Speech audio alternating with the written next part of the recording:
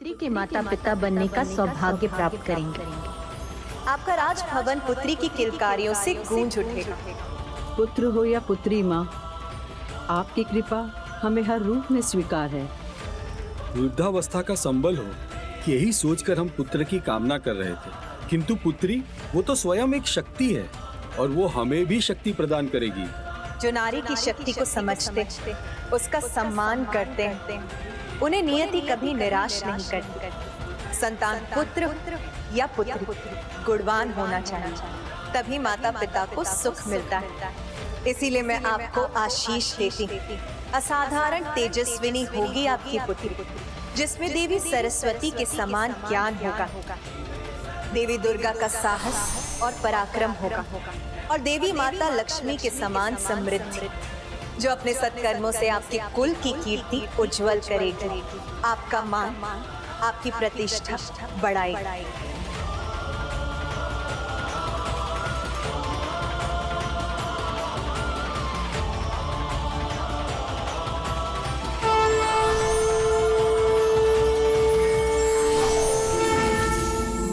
और मात्र राजा रानी ही नहीं, अपितु देवर्षि नारद भी उनकी पुत्री के जन्म की प्रतीक्षा में थे।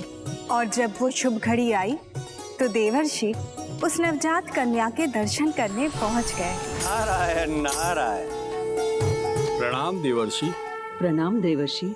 नारायण नारायण।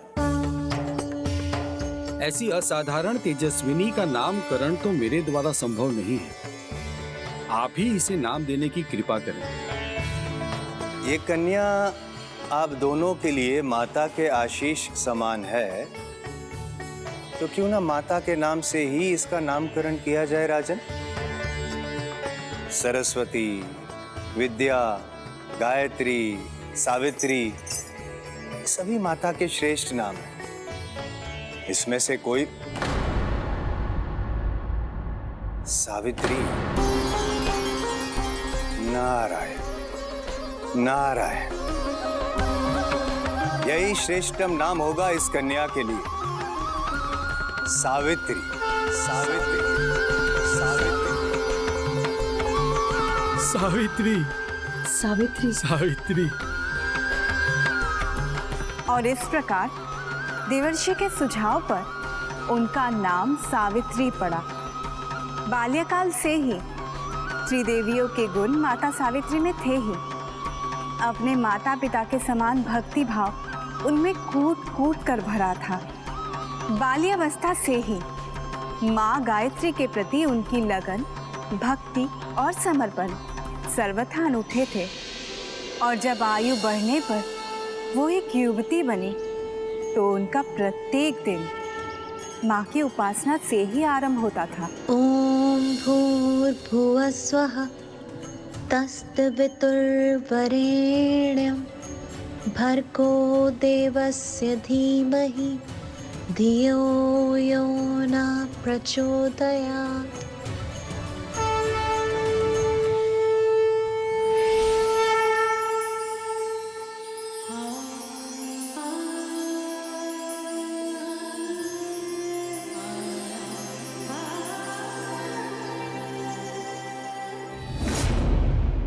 तो महाराज और महारानी तो ऐसी पुत्री पाकर धन्य हो गए होंगे, सभी दुखों और चिंताओं से मुक्त, है ना माँ? धन्य तो थे वो, किंतु चिंता मुक्त नहीं। किंतु क्यों माँ? ऐसी तेजस्विनी पुत्री पाकर उन्हें भला किस बात की चिंता थी? सूर्य देव का असीम तेज किसी को भी उनकी ओर देखने तक में असमर्थ बना देते हैं। जो योग्य होते हैं पुत्र, वही उन्हें देख पाते हैं।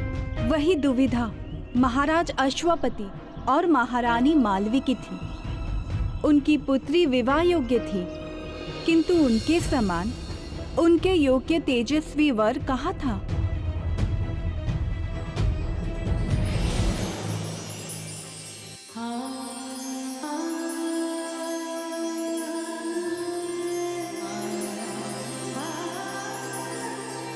कभी कल्पना भी नहीं की थी कि पुत्री का सर्वगुण संपन्न होना भी एक दुविधा उत्पन्न कर देगा। पुत्री विवाह योग्य है, लेकिन उसके लिए हमने अभी तक कोई योग्य वर नहीं ढूंढा। नाथ, समय पर पुत्री का विवाह यदि माता पिता ना करवाएं तो वो पाप के भागी होते हैं। बताइए ना नाथ, हमारी सावित्री के लिए योग्य वर कब ढूंढेंगे आप? एक पिता के लिए सबसे महत्वपूर्ण और कठिन कार्य होता है अपनी पुत्री के लिए योग्य वर चयन करना। और अब तक न तो कोई राजकुमार और न ही कोई ऋषि पुत्र मिला है जो हमारी पुत्री सावित्री के योग्य हो। और मेरी समझ में तो ये भी नहीं आता कि यदि वो मेरे समक्ष आ भी गया तो मैं उसे पहचानूंगा कैसे? तो आप ही बताइए नाथ कि उसके लिए हम किसी को कैसे ढूंढेंगे? कैसे मिलेगा हमें हमारा जमाता?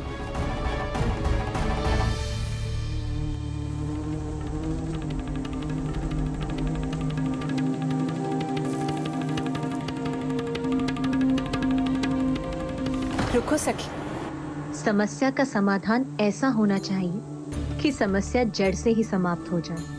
ऐसे तुम इन मक्खियों को भगाओगे तो एक जाएंगी तो 50 और आएंगी। तो फिर हम क्या करें? हर समस्या का समाधान समस्या में ही छिपा होता है, बस उसे ढूंढने भर की देर है।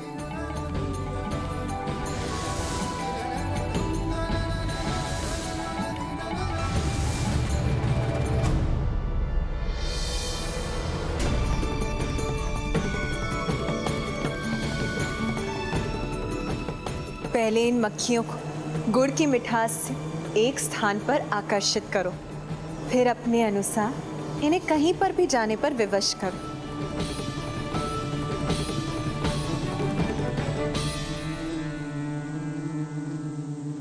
बस आपको तो अवसर मिलना चाहिए अपनी पुत्री की मनी मन सराहना करने का। ऐसी पुत्री सावित्री को देखकर मन मन मुस्कुराइए मत नाथ। उसके लिए योग्य वर ढूंढने का प्रयास कीजिए।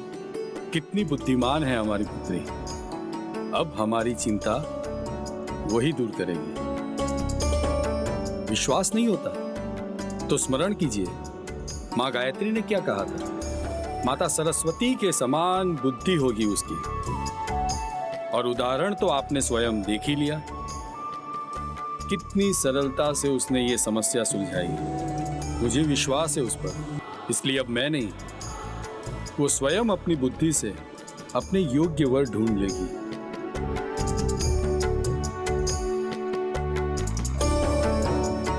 और वो जिसका भी चयन करेगी, मैं वचन देता हूं ना नहीं कहूंगा। तो क्या महाराज अश्वपति ने माता सावित्री को ही अपना वर ढूंढने का दायित्व सौंप दिया था?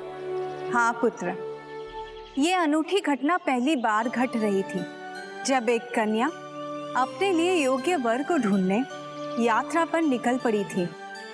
माता सावित्री अपने पिता के कुछ मंत्रियों और सैनिकों के साथ आर्यावर्त का भ्रमण आरंभ कर चुकी थी।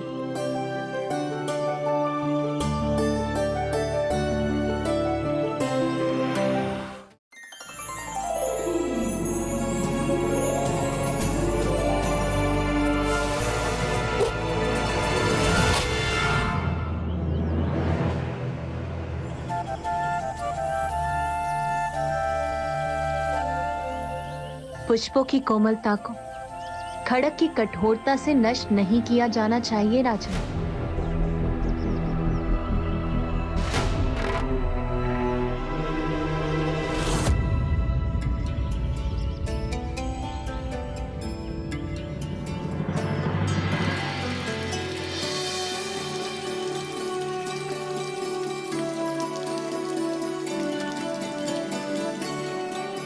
प्रभु महादेव अपने भक्तों की सच्ची भक्ति के भूखे हैं, आडंबर के नहीं। और पवित्र भक्ति की कुछ ही बूंदें उनके लिए भक्ति का सागर बन जाती हैं, और आडंबर युक्त भक्ति का सागर भी उनके लिए कुछ भी नहीं।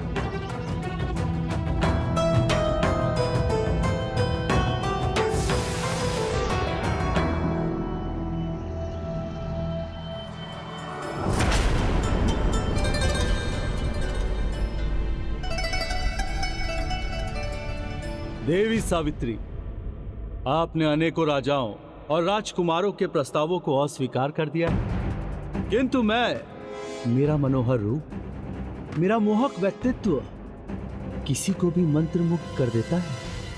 आप मुझे मना नहीं कर सकेंगी। क्षमा कीजिए शाल्व देश के राजकुमार, सुंदर व्यक्तित्व का परिचय व्यक्ति के स्वभाव से होता है। किसी की ओर मंत्रमुग्ध उसकी मनोहर काया नहीं, अपितु उसका हृदय करता है।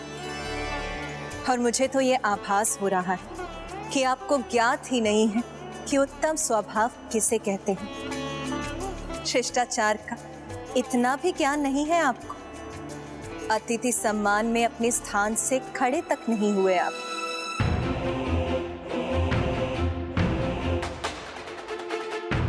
जो मुझे भा जाता है उसको पा लेना मेरा स्वभाव है। आपको तो मैं पाकर ही रहूंगा राजकुमारी सावित्री, क्योंकि मेरी दृष्टि आप पर ही आकर रुक गई है।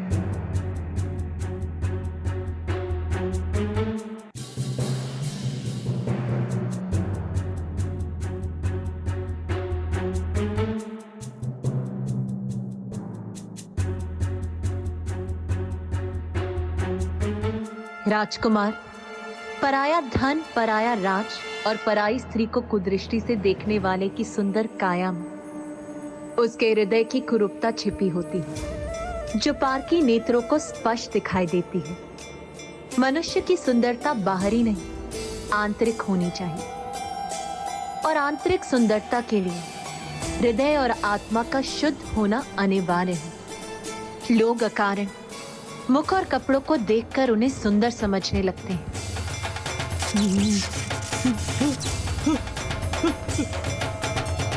मेरी दृष्टि, मेरे नेत्रों को क्या हुआ?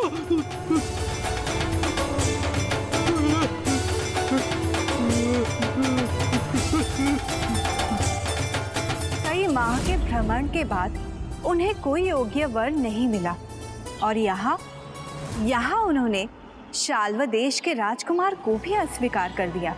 किंतु माता शाल्व देश की रानी है और हम उनसे भेंट करने उसी दिशा में जा रहे हैं, तो फिर ये कैसे संभव हुआ? धीरज रखो पुत्र, शाल्व देश की कथा अभी समाप्त कहाँ हुई।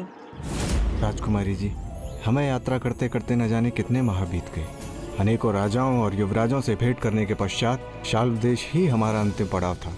अब यदि हम आपके योग्य वर का समाचार लिए बिना ही पहुंच गए तो महाराज और महारानी निराश हो जाएंगे।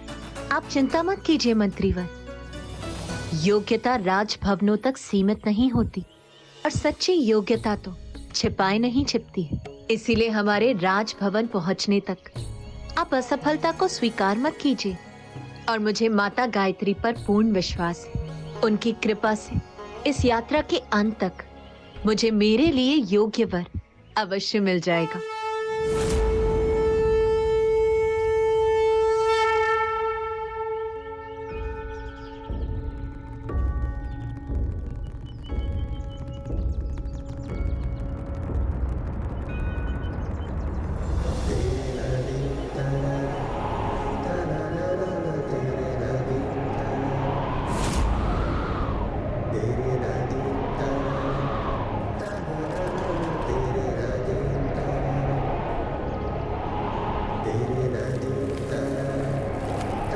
अरे मेरी गठरी!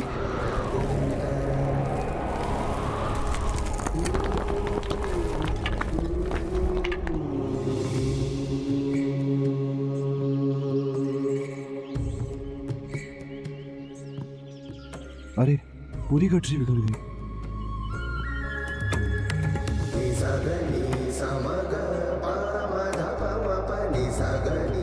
अब क्या करूंगा मैं? सारी की सारी लकड़ियां बिखर गई। वहां माता पिताजी भूखे बैठे प्रतीक्षा कर रहे होंगे। चूल्हा जलाने के लिए भी लकड़ियां नहीं होगी, व्यर्थ में ही विलंब होगा।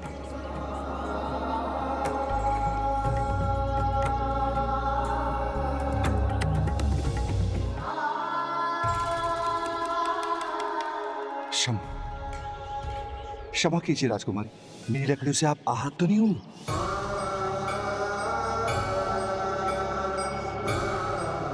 चलिए अच्छा हुआ, नहीं तो मैं स्वयं को क्षमा नहीं कर पाता। आपको पता है, जीवन में कुछ हो ना हो, पर हमारे किसी कार्य से किसी अन्य को कोई क्षति नहीं पहुंचनी चाहिए। आप चिंता मत कीजिए, मैं अभी इन्हें आपके बाप से हटा देता हूँ। माता पिता वहां बैठे प्रतीक्षा कर रहे होंगे और जलाने के लिए लकड़ियां भी नहीं होंगी। शीघ्र लौटना भी तो है मुझे, व्यर्थ में ही विलंब हो गया।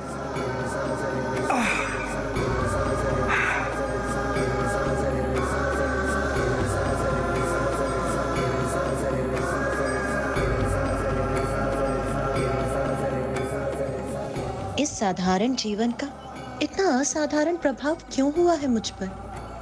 क्या ये मेरे लिए भविष्य का कोई संकेत है? राजकुमारी सावित्री, हमें शीघ्र यहाँ से प्रस्थान करना होगा। रात्रि होने से पहले इस भूभाग को पार करना होगा। आगे वन है और मार्ग अत्यधिक दुर्गम है। जी मंत्री जी।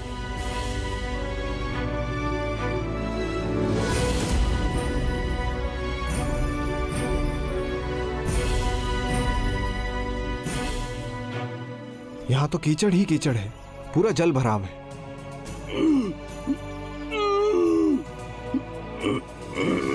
सैनिकों, आगे बढ़िए। उस वृद्ध किसान की ठेला गाड़ी उस कीचड़ में धंस गई है। आगे बढ़िए और उसकी सहायता कीजिए। इतना परोपकार भी अच्छा नहीं जिससे अपना ही जीवन संकट में पड़ जाए। मैं बहाना बना देता हूँ। महाराज की आज्ञा है, हम आपको अकेला नहीं छोड़ सकते, इसलिए हमें क्षमा कीजिए।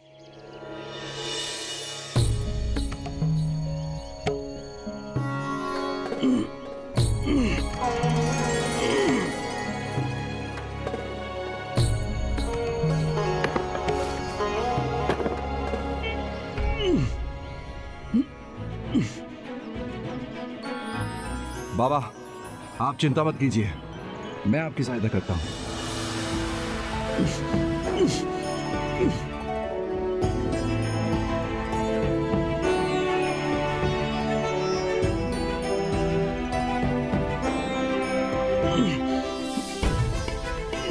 इसका कीचड़ से बाहर आना बहुत ही कठिन लग रहा है।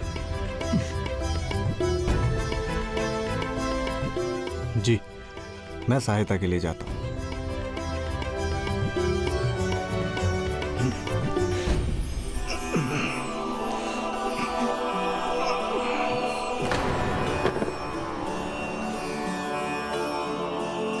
ओह, इस लकड़हारे की सूखी लकड़ियां तो जल में भीग रही हैं। वहां माता पिताजी भूखे बैठे प्रतीक्षा कर रहे होंगे। चूल्हा जलाने के लिए भी लकड़ियां नहीं होंगी। देखिए, आपकी लकड़ियां भीग रही हैं। भीगी लकड़ियों से आपका चूल्हा कैसे जलेगा? आपके माता पिता को भोजन कैसे मिलेगा? कभी कभी अपना स्वार्थ छोड़कर ऐसा काम भी करना चाहिए जिसमें अन्य सभी का भला निहित हो। मेरे माता पिता ने मुझे यही शिक्षा दी है। आज मेरी लकड़ियां भीग गई तो क्या, कम से कम मेरा परिवार रूखा सूखा खाकर संतोष कर लेगा। किंतु बाबा की गाड़ी नहीं निकली तो इनके परिवार को सप्ताह भर भूखा रहना पड़ेगा। गांव वासियों को भी भूखा रहना पड़ेगा, क्योंकि इनकी उगाई सब्जियों पर ही पूरा गांव निर्भर है। इस लकड़हारे का हृदय कितना विशाल है, जो दूसरों के सुखों के लिए अपने सुख का त्याग करे। वो संसार को बहुत बड़ी सीख देता है, और उस सीख पर तो अब मैं भी चलूंगी।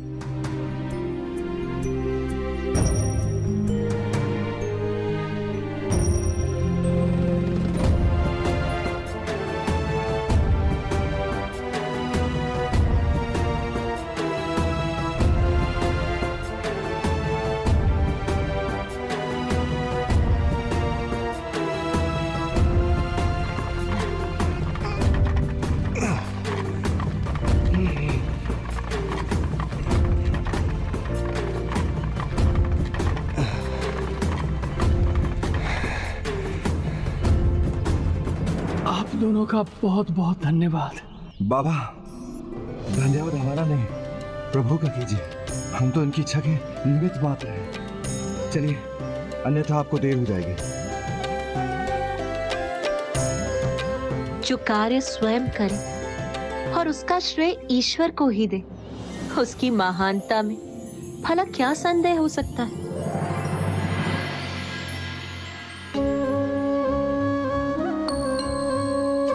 अरे, राजकुमारी जी, आपने ये कष्ट क्यों किया? मुझे दीजिए। और आपने उस किसान की सहायता के लिए इतना कष्ट क्यों किया?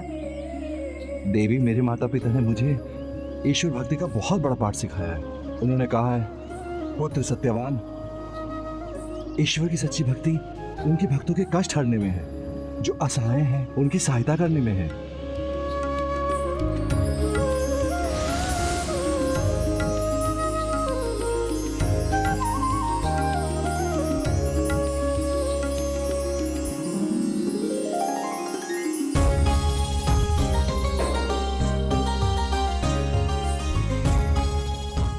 और देखिए ना, आपने भी तो ईश्वर की भक्ति की, मेरी लकड़ियों को गीला होने से बचा लिया।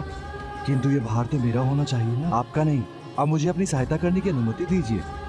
आइए आइए राजकुमारी जी, आइए। देवी, आइए, इन लकड़ियों पर पांव रखकर आगे बढ़ जाइए।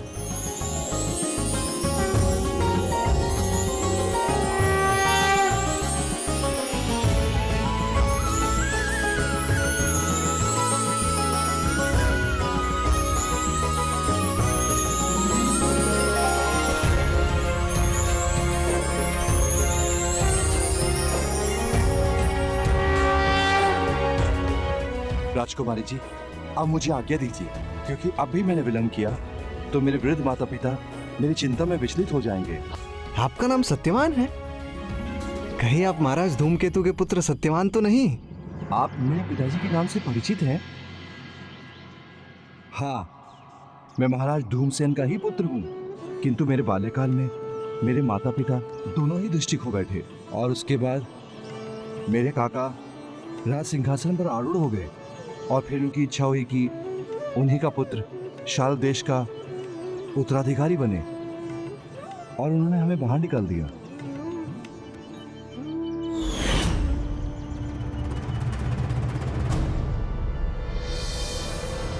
किंतु वो राजकुमार तो राजपद के योग्य नहीं है। अब वो योग्य है कि अयोग्य है वो मैं नहीं जानता हूँ, पर हाँ, अब वही राजपुत्र है और मेरे पिता एक लकड़हारे के पिता।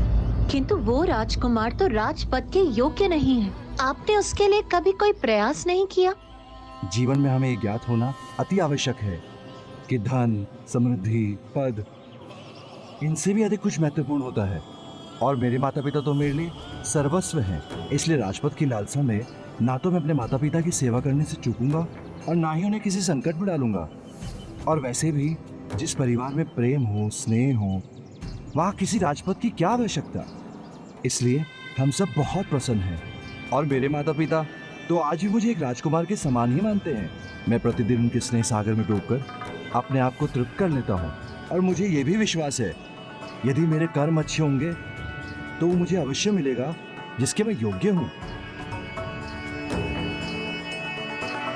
देवी, मैं कहीं कुछ अधिक तो नहीं भूल गया? अच्छा देवी, मुझे आज्ञा दीजिए।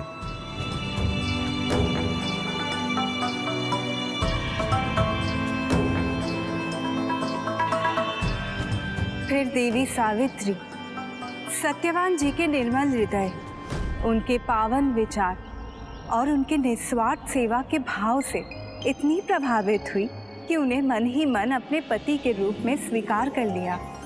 उनके माता पिता ने भी उनका चुनाव सुना और उन्होंने भी देवी सावित्री के इस निर्णय को सहर्ष स्वीकार कर लिया। किंतु क्या माँ, क्या आगे कोई अप्रिय घटना घटने वाली थी? सत्यवान सर्वगुण संपन्न थे, उनमें कोई कमी नहीं थी। किंतु ये बात उनके भाग्य के बारे में नहीं कही जा सकती। उसमें एक कमी थी जो उनके अन्य सभी गुणों को निरर्थक बना रही थी। पुत्री, सत्यवान के वचन सार्थक हो। तो जिसके योग्य है वो उसे अवश्य मिलेगा, लेकिन भले ही वो धन से समृद्ध नहीं है, किंतु उसके पास संस्कारों की संपत्ति है। इसलिए मुझे भी तुम्हारे निर्णय पर विश्वास है। मैं अभी उसके माता पिता के पास सत्यवान से तुम्हारे विवाह का प्रस्ताव भेजता हूँ। रुकिए महाराज अश्वपति, प्रणाम देवर्षि। प्रणाम देवर्षि। नारायण नारायण। सत्यवान के बारे में एक सत्य जानना आप सभी के लिए आवश्यक है। ऐसा कौन सा सत्य है उसके विषय में जो मेरी दृष्टि से छिपा है? निसंदेह निर्मल व्यक्तित्व है उसका। जैसा अंतर है वैसा ही आचरण भी है। पुत्री सावित्री के लिए प्रत्येक रूप से योग्य भी है, किंतु एक चिंता का विषय भी है।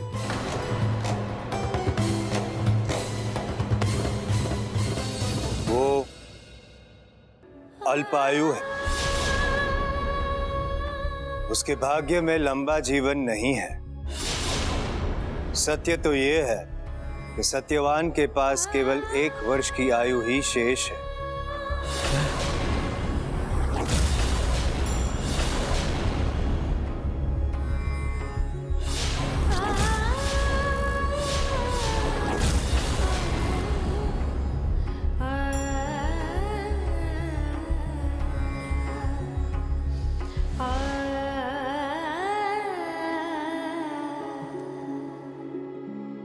पुत्री, देवर्षि के मुख से निकले शब्द असत्य नहीं हो सकते, इसलिए तुम्हें तुम्हारा निर्णय बदलना होगा। हम तुम्हें इस विवाह की अनुमति नहीं दे सकते।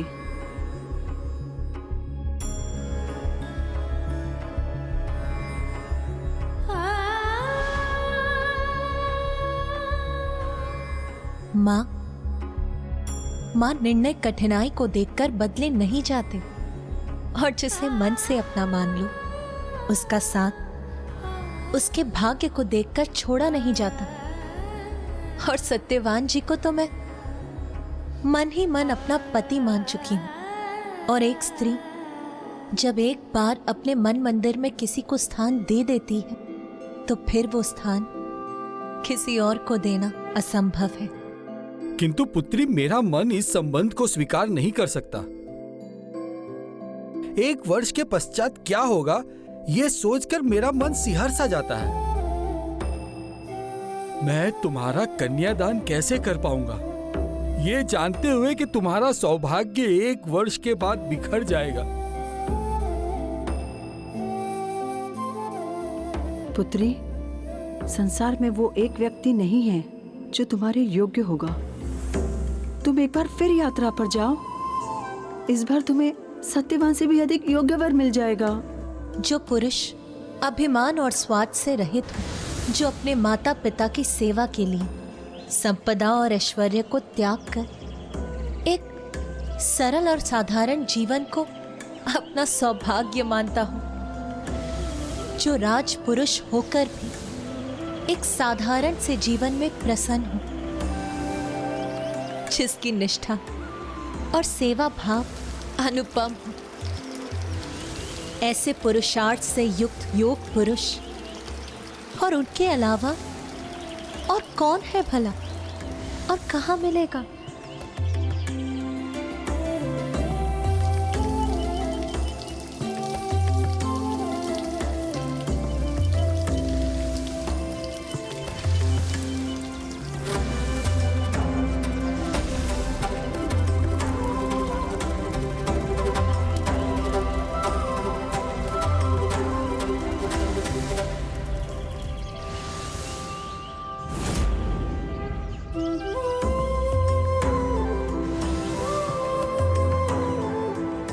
और यदि फिर भी आपको लगता है कि आपकी पुत्री के भाग्य में उनसे भी अधिक योग्य और कोई होगा, और यदि है भी तो मैं पूर्व में ही आपको बता चुकी हूँ कि मैं मन से उनको अपना पति मान चुकी हूँ, उन्हीं को अपना सर्वस्व न्यौछावर कर चुकी हूँ, तो ये मैं कैसे बदल सकती हूँ? किंतु पुत्री, ये भी तो सत्य है कि वो अल्पायु है, ये भी तो बदला नहीं जा सकता। तुम इस दुर्भाग्य के योग्य नहीं हो पुत्री। यदि मेरे कर्म अच्छे होंगे तो वो मुझे अवश्य मिलेगा जिसके मैं योग्य हूँ। मैंने तो निश्चिंत कर लिया है पिताश्री कि सत्यवान जी ही मेरे जीवन के आधार होंगे। अब इसके लिए यदि मुझे नियति से भी लड़ना पड़े तो भी मैं पीछे नहीं हटूंगी।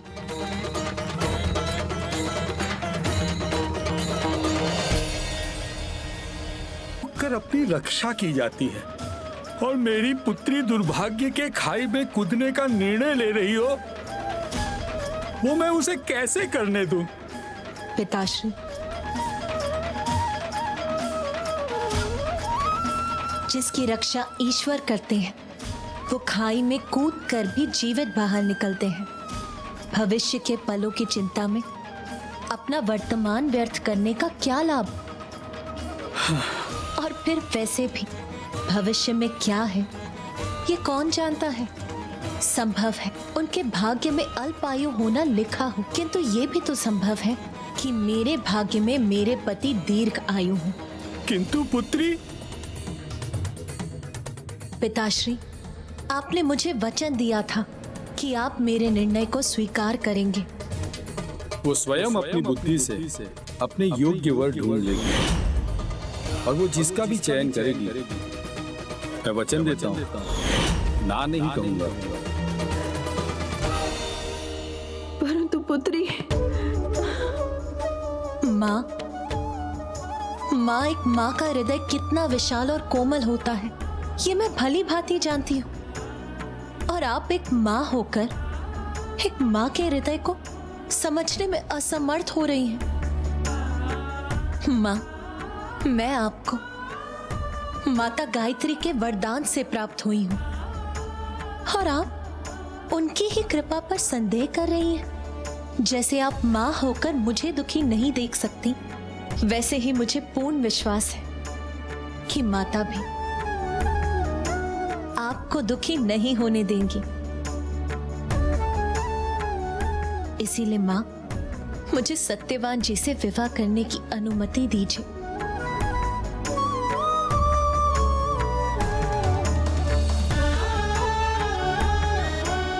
नारायण नारायण। पुत्री सावित्री का यह अटूट आत्मविश्वास अवश्य प्रभावित करने वाला है। उसका यह अटूट आत्मविश्वास विपरीत संजोगों को भी अनुकूल बना सकता है। कदाचित ये विवाह नियति की ही योजना तो नहीं?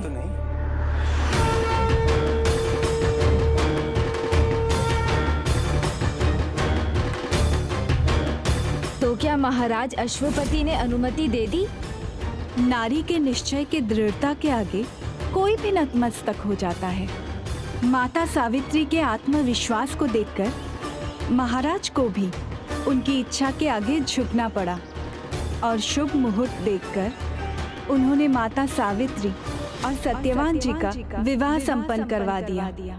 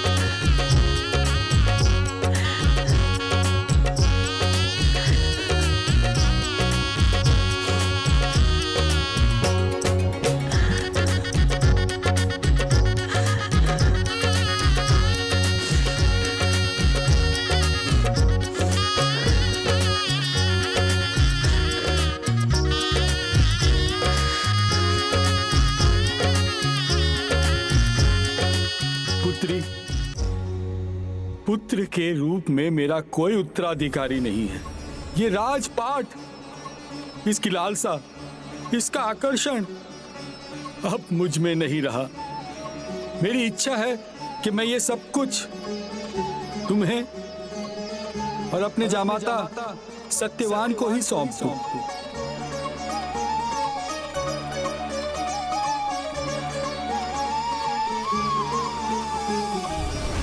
नहीं पिताश्री, आपके मन के भाव में और मेरे स्वामी भली भांति समझते हैं, किंतु आपसे ये भेंट स्वीकार करना मेरे पति और उनके परिवार के लिए अपमान होगा। मैंने उनकी वर्तमान आर्थिक स्थिति को जानकर ही उनसे ये विवाह किया है। इसीलिए अब उसी में रहना, उसे स्वीकार करना ही मेरा धर्म है पिताश्री। आप बस मुझे अपना आशीर्वाद दीजिए। हाँ महाराज अश्वपति, पुत्री सावित्री ने सदा उचित ही कहा है, जीवन के सभी धनों से अमूल्य धन तो संतोष है, और जो संतुष्ट है वो जीवन के उतार चढ़ाव में भी प्रसन्न है, उसे अभाव भी नहीं सता पाते, और जो असंतोष से ग्रसित है उसके जीवन में ऐश्वर्य और धन होते हुए भी खालीपन है। मुझे पुत्र वधु के रूप में पुत्री की प्राप्ति हुई है। ऐसे संबंध में धन की कामना करना किसी को भी शोभा नहीं देता, क्योंकि किसी भी संबंध में धन का लेन देन उसे संबंध कहां रहने देता है, वो तो एक व्यवसाय बन जाता है। और ये हमारे पुत्र के प्रति, हमारे स्नेह के प्रति कितना बड़ा अपमान होगा। महाराज, मैं आपको वचन देता हूँ, आपकी पुत्री को कोई भी कमी नहीं होने दूंगा, और यदि इनके भाग्य में राज्य योग होगा तो इन्हें अवश्य मिलेगा। किंतु पुत्र, तुम्हारे पास कुछ भी अधिक करने का समय कहाँ है? 1 वर्ष का ही तो जीवन शेष है तुम्हारा।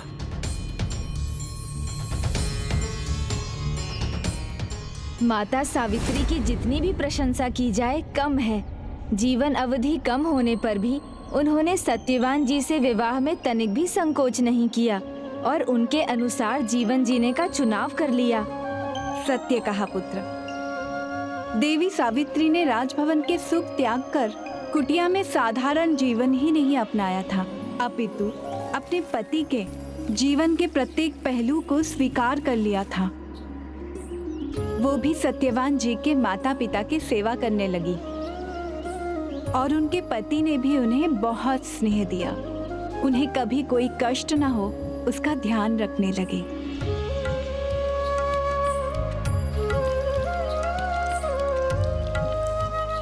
किंतु शंका के जो विचार देवर्षि नारद ने उनके मन में बो दिए थे, वो तो अब भी उनके मन में थे, किंतु उन्होंने कभी उन विचारों को बाहर नहीं आने दिया। दिन भर वो सभी के साथ रहकर सदैव मुस्कुराती रहती थी।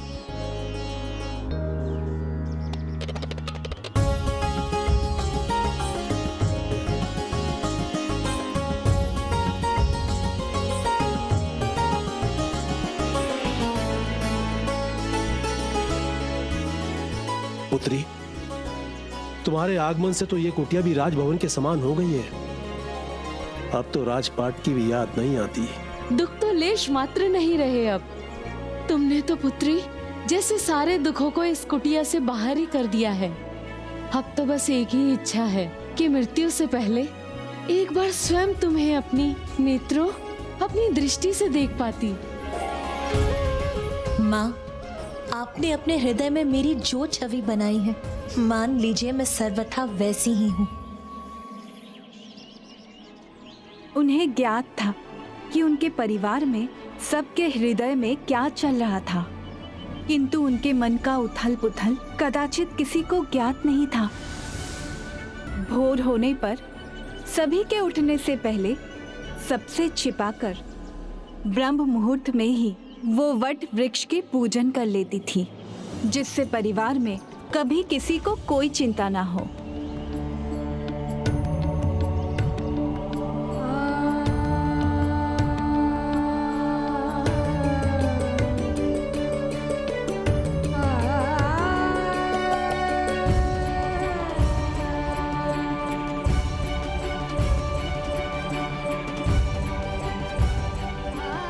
आयु प्रदान करने वाले दिव्य वट वृक्ष, मेरे पति, मेरे स्वामी को दीर्घ आयु प्रदान करने की कृपा कीजिए। सावित्री,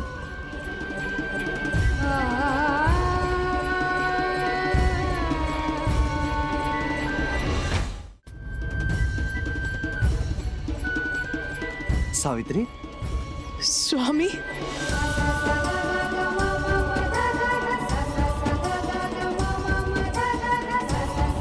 जब रात्रि में सब निद्रा में खो जाते तो वो अपने स्वामी की दीर्घायु के लिए माँ गायत्री की पूजा करती।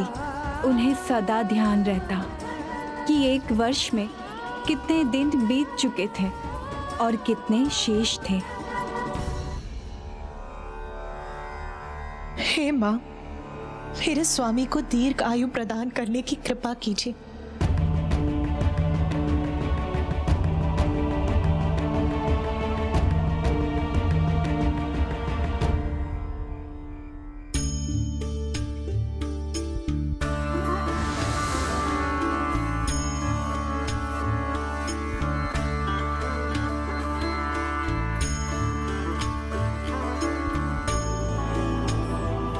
और इसी प्रकार समय बीतता चला गया।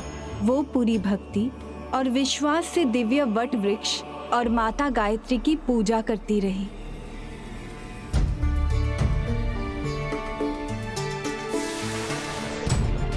माँ, अब तो वर्ष समाप्त होने में 4 ही दिवस शेष हैं। माँ, मुझ पर कृपा कीजिए, मेरे सुहाग की रक्षा कीजिए, मेरे स्वामी को दीर्घ आयु प्रदान कीजिए। माँ,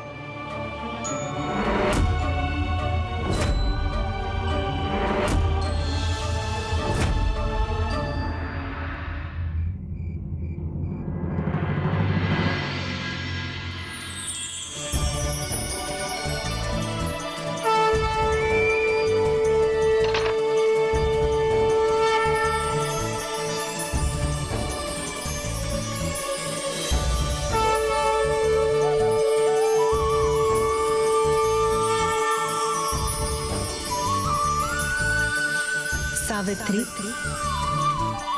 उठो पुत्री। माँ, माँ आप आ गई। आपने मेरी पुकार सुन ली। माँ, अपनी संतान की गुहार माँ अवश्य सुनती है। मुझे तुम्हारे कष्ट का कारण ज्ञात है पुत्री।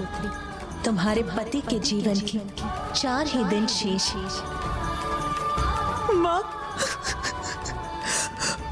किंतु पुत्र, एक पति धन परायणा में नियति को बदलने की शक्ति होती है। कैसे माँ बताइए, क्या करूं मैं इस नियति को बदलने के लिए?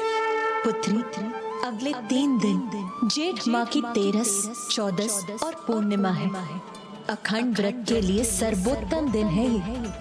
यदि तुम वट वृक्ष के सामने अन्न जल त्याग कर 3 दिन का उपवास करो और चौथे दिन पारण करो, यदि तुम अपने इस व्रत में सफल हुई तो तुम अन्य पतिव्रताओं के समान संसार में एक अद्भुत उदाहरण प्रस्तुत करोगे। हाँ माँ, हाँ, मैं अवश्य ये व्रत करूंगी, अवश्य करूंगी ये व्रत। माँ, पुत्री, क्या हुआ पुत्री? माँ, पुत्री, क्या हुआ पुत्री? सब कुशल तो है? तो ये मात्र मेरा एक स्वप्न था।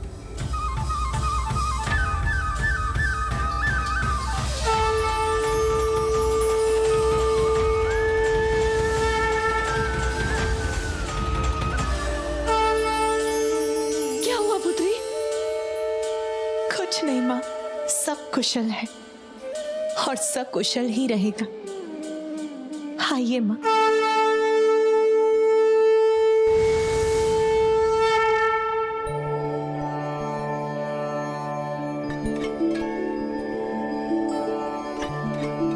अब एक ओर देवी सावित्री अपने पति और अपने सास ससुर की अनुमति से 3 दिनों के निर्जला व्रत में लीन हो गई।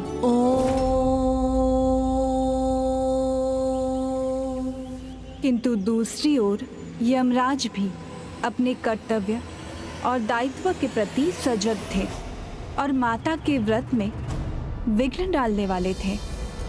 हे यमदेव, मुझे आज्ञा दीजिए, मैं आज ही जाकर सत्यवान का प्राण ले लूं। मूर्ख! धर्मराज की सभा में धर्मोचित वचन ही शोभा देता है। यहाँ पर अधर्म की कोई भी बात मान्य नहीं। समय आने पर ही किसी के प्राण लिए जा सकते हैं, अन्यथा नहीं। और सत्यवान के जीवन के तो अभी भी 3 दिन शेष हैं। किंतु प्रभु, इन 4 दिनों में उनके पतिव्रता पत्नी का व्रत संपन्न हो गया तो हम ये धर्मोचित कार्य नहीं कर सकेंगे। पति धर्म परायणा।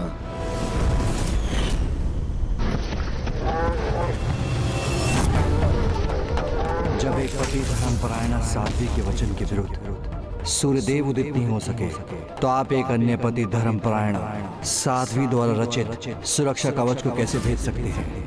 पति धर्म परायणा नारी के सामर्थ्य का ज्ञान तो मुझे पहले भी मिल चुका है। जाओ, इतनी कड़ी परीक्षा लो देवी सावित्री की कि उनका 3 दिनों का अखंड व्रत पूर्ण ना हो पाए। यही उनकी पति धर्म परायणता की परीक्षा है। इस प्रकार जो व्रत देवी सावित्री ने आरंभ किया था, उसी में बाधा डालने का निश्चय यमराज ने किया और देवी सावित्री के पास तो बस यही 3 दिन थे।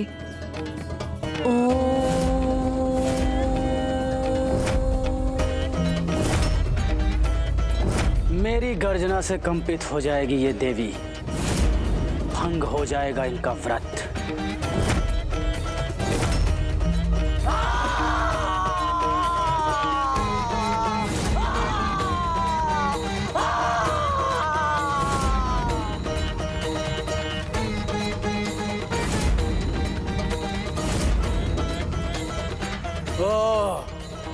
कदाचित इतनी सरलता से नहीं होगा ये कार्य, मुझे और शक्ति का प्रयोग करना होगा।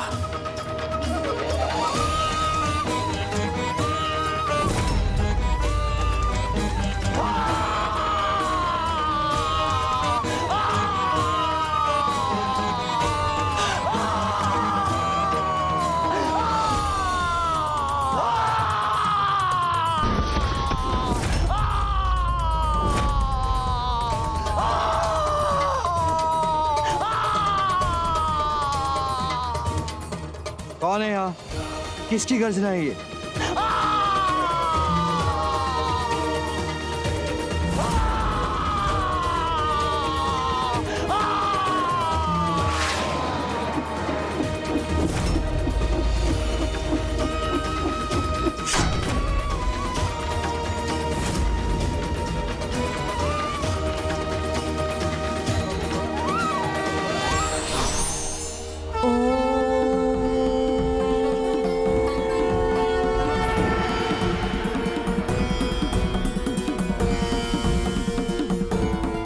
पति का कर्तव्य है कि पत्नी की रक्षा हर क्षण और किसी भी अवस्था में करे। इसलिए जब तक सावित्री अपना व्रत कर रही है तब तक मुझे यहीं खड़े रहकर उसकी रक्षा करनी चाहिए। मेरी गर्जना से भयभीत नहीं हुई तो क्या हुआ, बेसुरे संगीत से तो होगी। आ गया।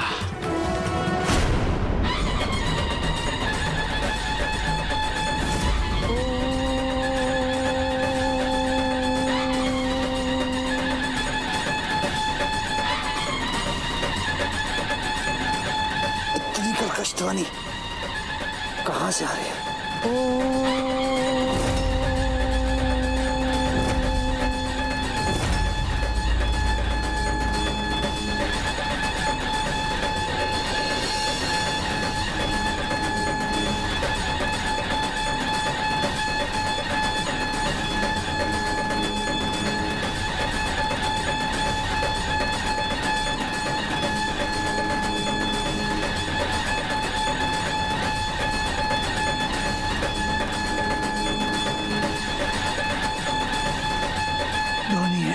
कोई दिखाई नहीं देता।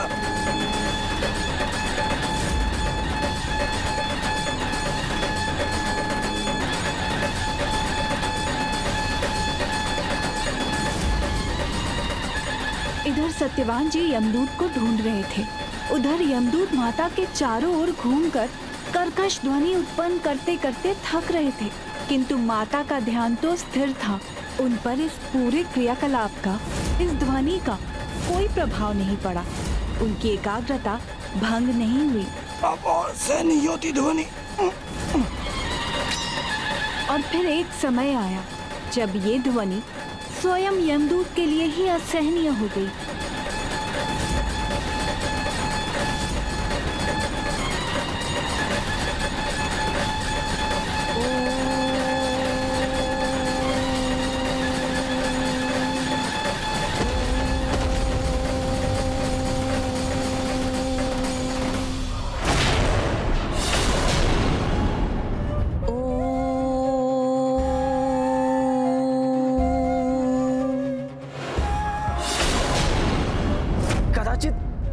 ये मेरे बस में नहीं है।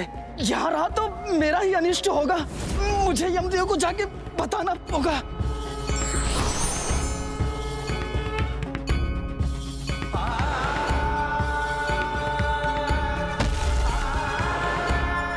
भयंकर कर्कश ध्वनि तो रुक गई।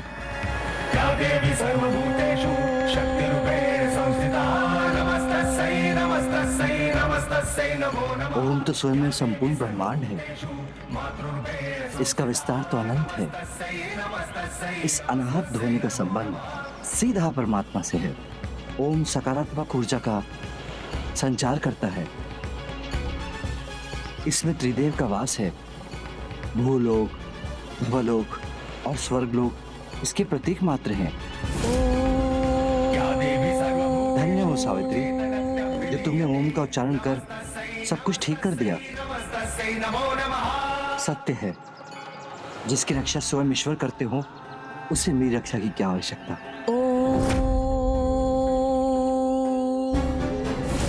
तुमने एक दिन पूर्ण व्यर्थ कर दिया। इसका दंड तो तुम्हें मिलना ही चाहिए। क्षमा प्रभु क्षमा।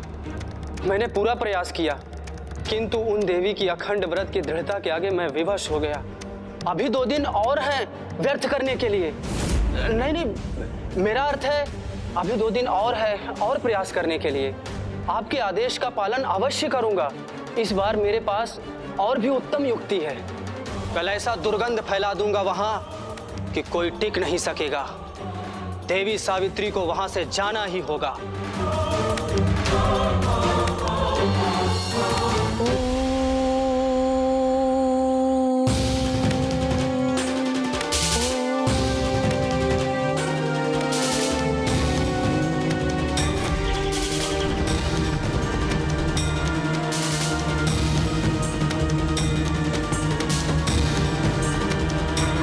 दुर्गंध मुझसे नहीं सही जा रही है, उससे भला ये कैसे सह सकेगी।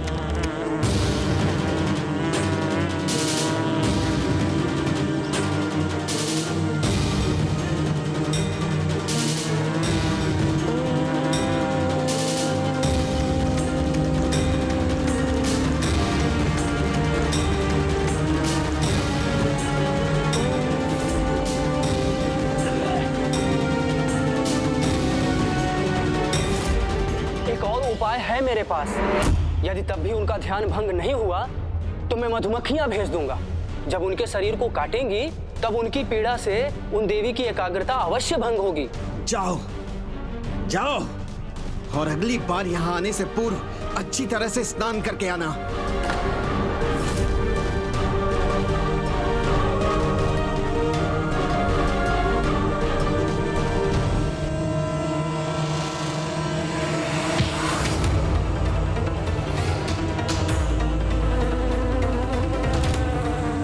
मेरी ये युक्ति विफल नहीं हो सकती।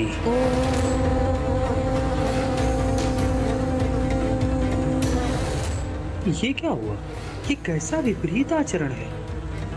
इन मधुमक्खियों का उन पर चढ़ने के स्थान पर ये तो जैसे उनका चरण स्पर्श कर लौट रही हैं।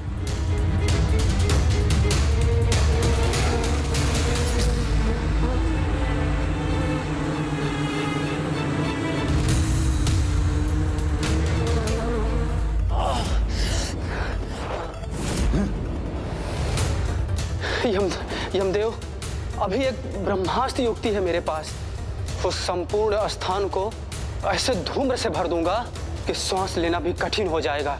कुछ सफल हो या ना हो, किंतु यह युक्ति असफल नहीं हो सकती, क्योंकि सांस के बिना जीवन नहीं, और अपने जीवन की रक्षा तो हर कोई करता है।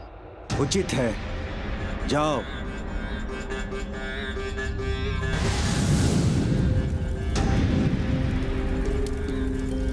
धूम्र ही धूम्र होगा चारों ओर।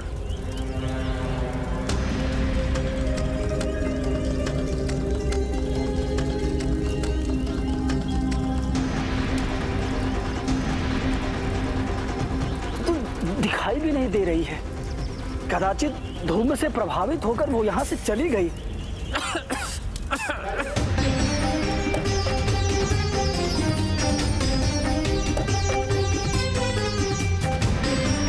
इन्हें तो अभी भी कुछ नहीं हुआ और ये घूमर मुझे ही प्रभावित कर रहा है।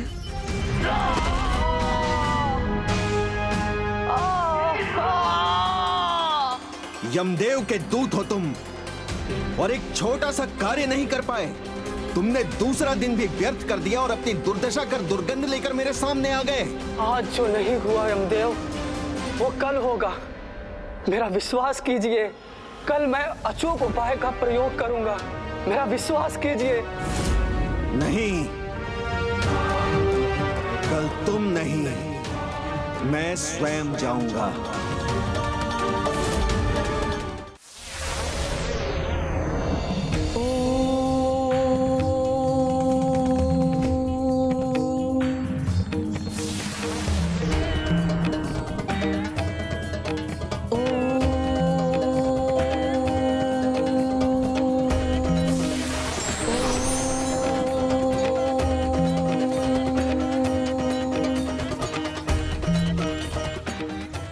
क्षमा कीजिए देवी, धर्म कर्तव्य कठोर होता है, वो किसी भावना के अधीन नहीं होता। आपका व्रत धर्मराज के धर्म की बाधा बन रहा है, इसे तो भंग करना ही पड़ेगा।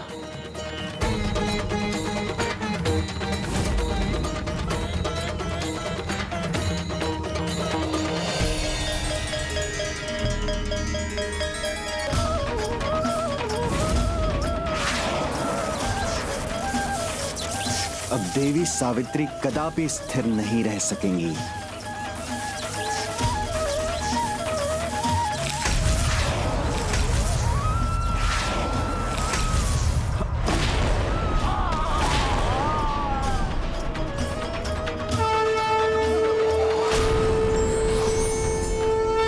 आश्चर्य, देवी सावित्री में स्वयं माता गायत्री के दर्शन हो रहे हैं।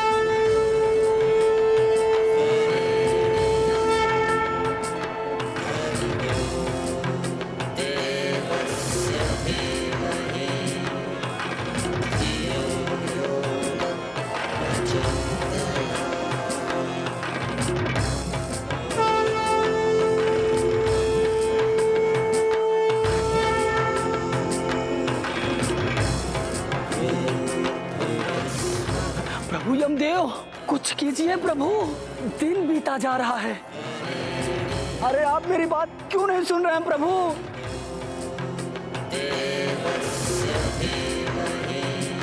प्रभु यमदेव, अपनी तंद्रा भंग कीजिए और इनका व्रत भी। सूर्यास्त होने ही वाला है, तब तक इनका व्रत भंग नहीं हुआ तो ये अपने व्रत में सफल हो जाएंगे और हम इनके पति के प्राण नहीं ले सकेंगे। हे धर्मराज, आप अपना धर्म निभाने में असमर्थ हो जाएंगे।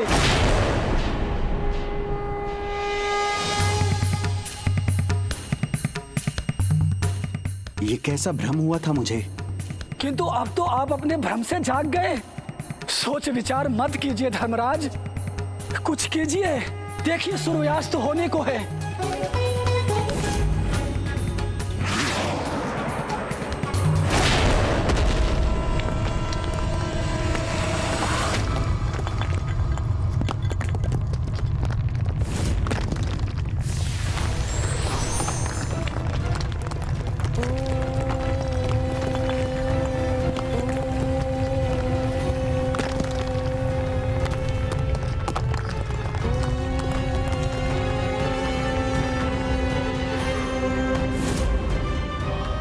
ये तो अब भी सुरक्षित है। विश्वास नहीं होता, मेरा ये प्रयास विफल कैसे हो गया।